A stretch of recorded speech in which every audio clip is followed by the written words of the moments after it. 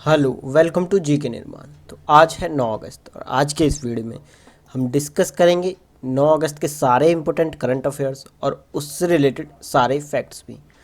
तो अगर आपको ये जानना हो कि ये वीडियो किस किस एग्ज़ाम के लिए आवश्यक है, तो ये आपके किसी भी एग्ज़ाम जिसमें कि आपका करंट अफेयर आता हो, जैसे कि एसएससी, सीजीएल, सीएचएसएल या सीपीओ और डीएसएसबी का कोई भी एग्ज़ाम जिसमें कि आपका करंट अफेयर्स पूछा जाता हो, और KVS, RRB, NTPC, super TET जो कि उत्तर प्रदेश सरकार द्वारा कराया जाता है, ये सभी एग्ज़ाम में जितने भी करंट अफेयर के क्वेश्चंस पूछे जाएंगे, इन वीडियोस में से आपका एक भी सवाल बाहर नहीं जाएगा।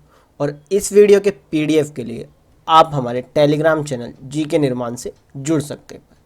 वहाँ पर आपको हर वीडियो के पीडीएफ अवेलेबल है फ्री में। तो चलिए अब हम शुरू करते हैं आज का ये वीडियो। तो हमारा पहला सवाल है कि किस सरकार ने ऑनलाइन कक्षाएं शुरू करने के लिए गूगल के साथ समझौता किया है? तो अभी हाल ही में महाराष्ट्र ने, यानी कि महाराष्ट्र की सरकार ने ऑनलाइन कक्षाएं शुरू करने के लिए आपका गूगल के साथ समझौता किया है। तो महाराष्ट्र, यानी कि इस सवाल का ऑप्शन नंबर 3 सही हो जाएगा। अब महाराष्ट्र, तो यह रहा आपका मैप में महाराष्ट्र, और महाराष्ट्र के सीएम हैं उद्धव ठाकरे और गवर्नर हैं भगत सिंह कोश्यारी। और महाराष्ट्र से एक इम्पोर्टेंट पूछे जाने वाला सवाल कि महाराष्ट्र का लोक नृत्य कौन सा है, तो वह है आपका लावनी। ये सवाल आपके पेपर में बार बार पूछा जाता है और बार बार पूछा जाता रहेगा। ये एज अ स्टैटिक क्वेश्चन है। तो चलिए अब हम बढ़ते हैं आगे की तरफ। तो अगला सवाल है कि केवी समिति का गठन किसने किया है, या केवी कामत समिति किसने गठित की है? तो अभी हाल ही में केवी कामत समिति जो गठित की है वह आपका की गई है आरबीआई के द्वारा, यानी कि रिजर्व बैंक ऑफ इंडिया के द्वारा। तो इस सवाल का ऑप्शन नंबर जो है वह आपका 1 सही हो जाएगा। अब यहाँ पे बात हुई है केवी कामत समिति, तो यह आपका कोविड-19 से संबंधित जितने भी तनावग्रस्त परिसंपत्तियों के समाधान के लिए यह आपका गठित की गई है। किसके द्वारा? भारतीय रिजर्व बैंक के द्वारा। अब इस समिति के अन्य सदस्य कौन कौन होंगे? तो इस समिति के जो अन्य सदस्य होंगे वह आपका होंगे दिवाकर गुप्ता, टीएन मनोहर, अश्विन पारेख, इसके अन्य सदस्य होंगे। अब आरबीआई, तो आरबीआई आपका 1 अप्रैल 1935 में गठित हुआ था या इस्टेब्लिश हुआ था, और इसका अब हेडक्वार्टर है मुंबई में, और इसके वर्तमान के गवर्नर हैं शक्तिकांत दास। और आरबीआई के द्वारा अभी केवी कामत समिति का गठन किया गया है तनावग्रस्त परिसंपत्तियों के समाधान के लिए। ये एक इम्पोर्टेंट क्वेश्चन हो सकता है एग्जाम पॉइंट ऑफ व्यू से। तो चलिए अब हम बढ़ते हैं आगे की तरफ। तो हमारा अगला सवाल है कि 2021 में आईसीसी T20 विश्व कप की मेजबानी कौन करेगा?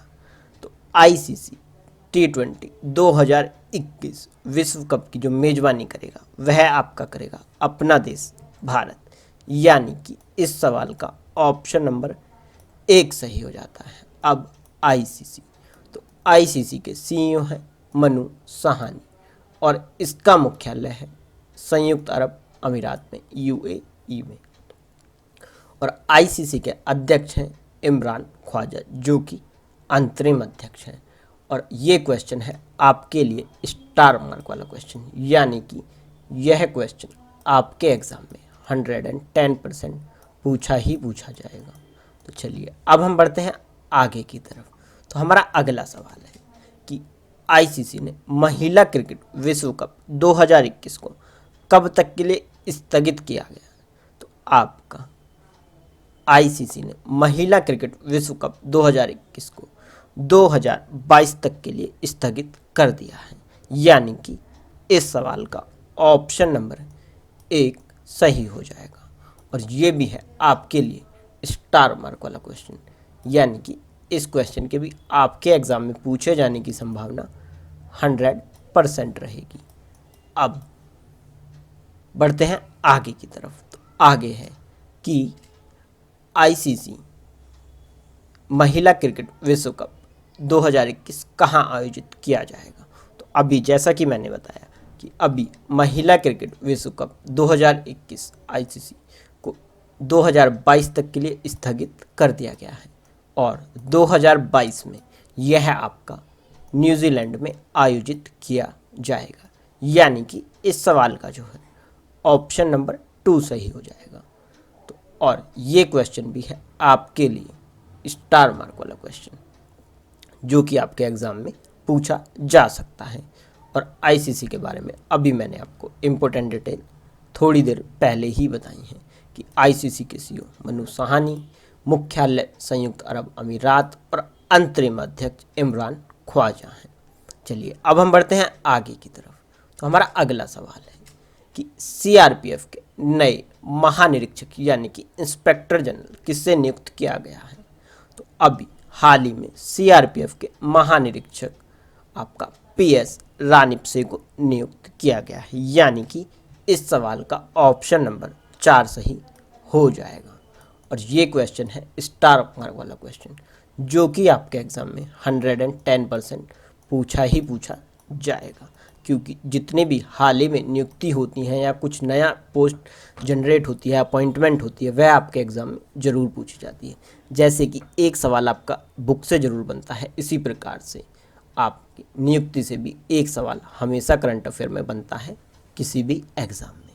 तो अभी सीआरपीएफ के महानिरीक्षक किसे नियुक्त किया गया है, तो वह आपका किया गया है पीएस रानीपसे को। चलिए अब हम बढ़ते हैं आगे की तरफ। तो हमारा अगला सवाल कि अमेजिंग अयोध्या पुस्तक किसने लिखी है। तो अमेजिंग अयोध्या पुस्तक जो लिखी गई है वह आपका लिखी गई है नीना राय के द्वारा। यानी कि इस सवाल का ऑप्शन नंबर 1 सही हो जाएगा। अब यह पुस्तक लिखी गई है नीना राय के द्वारा और यह भी है एक स्टार मार्क वाला क्वेश्चन, जो कि आपके एग्ज़ाम में पूछा जा सकता है। तो चलिए अब हम बढ़ते हैं आगे की तरफ। तो आगे है डेली रिवीजन रोज, जिसमें हम previous important current affairs revise करते हैं। तो पहला सवाल है कि थैनजावाल गोल्फ रिजॉर्ट किस राज्य का पहला गोल्फ कोर्स है। तो यह है आपका मिजोरम का पहला गोल्फ कोर्स है। अगला सवाल है कि किस राज्य में भारत का पहला हिम तेंदुआ संरक्षण केंद्र विकसित किया जा रहा है। तो यह आपका किया जा रहा है उत्तराखंड में। अगला सवाल कि जम्मू एंड कश्मीर का नया उपराज्यपाल किसे नियुक्त किया गया। तो यह आपका नियुक्त किया गया है मनोज सिन्हा को। बढ़ते हैं अगले सवाल की तरफ कि यूपीएससी का नया अध्यक्ष किसे नियुक्त किया गया है। तो यह आपका नियुक्त किया गया है प्रदीप कुमार जोशी को। अब अगला सवाल कि भारत का नया नियंत्रक और महालेखा परीक्षक किससे नियुक्त किया गया है। तो यह आपका नियुक्त किया गया है गिरीश चंद्र मुर्मू, जो कि मनोज सिन्हा से पहले जम्मू कश्मीर के उपराज्यपाल रह चुके हैं। अब अगला सवाल कि WTF स्पोर्ट्स ने किसको अपना नया ब्रांड एम्बेसडर बनाया है। तो आपका सुरेश रैना और हरमनप्रीत कौर को WTF स्पोर्ट्स ने अपना नया ब्रांड एम्बेसडर बनाया है। तो अगला सवाल है कि सियासत में सदस्यता पुस्तक किसने लिखी है। तो यह पुस्तक आपका लिखी गई है विजय कुमार के द्वारा। नेक्स्ट क्वेश्चन है कि विश्व की सबसे बड़ी परमाणु संयंत्र परियोजना कहाँ स्थापित की जा रही है। तो यह आपका स्थापित की जा रही है फ्रांस में। नेक्स्ट क्वेश्चन है कि विशेष कोड टू विन पुस्तक किसके द्वारा लिखी गई है। तो यह पुस्तक आपका लिखी गई है निरुपमा यादव के द्वारा। नेक्स्ट क्वेश्चन है कि formula 1 British Grand Prix 2020 race किसने जीती। तो यह आपका जीती लुइस हैमिल्टन ने। और लुइस हैमिल्टन ने ही आपका Italian Grand prix, Hungary grand Prix 2020 ये दोनों रेसें जीती हैं। तो इसका मतलब लुइस हैमिल्टन ने अभी तक 3 रेसें जीत ली हैं। कौन कौन सी? British Grand Prix 2020, Italian Grand Prix 2020 और हंगरी ग्रैंड प्रिक्स 2020 आपका जीती हैं लुइस हैमिल्टन ने। तो दोस्तों ये था आज का करंट अफेयर्स। अगर आपको ये वीडियो पसंद आया हो तो आप इसे लाइक करें, अपने दोस्तों के साथ शेयर करें और हमारे चैनल जीके निर्माण को सब्सक्राइब करना ना भूलें। फिर मिलेंगे एक नई वीडियो के साथ, तब तक के लिए जय हिंद, जय भारत।